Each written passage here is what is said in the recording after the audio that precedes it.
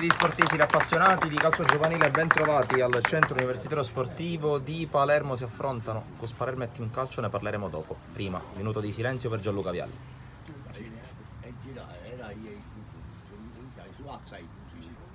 Ancora il numero 4 che mette al centro il pallone. Mortillaro in aria, prova a calciare col sinistro, tiro strozzato ma comunque pericoloso. Si tuffa alla sua sinistra Pastorella. Al calcio lungo, riesce a bloccare la difesa. Attenzione a Raduan, si butta in aria, inseguito da Turci, incrocia col sinistro, palla fuori.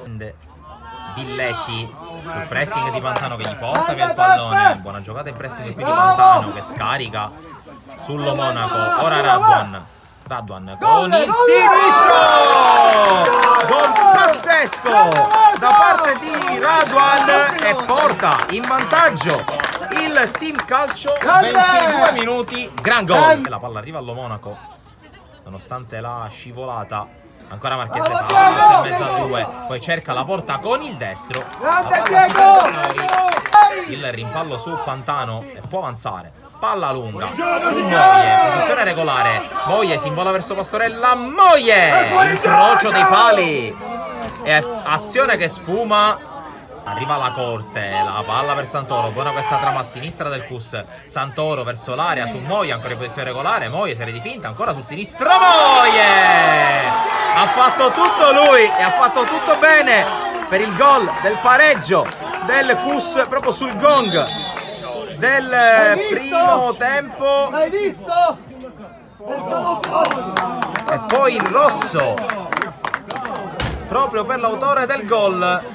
Componenti della panchina del Cus. Occhio al calcio d'angolo, pallone sul primo palo, prova a staccare Favorò che viene anticipato. Poi il palleggio al limite, il tentativo dalla distanza di Aliberti con la palla che scende all'ultimo. Considerando che ci sono ancora 20 minuti da giocare più eventuale recupero.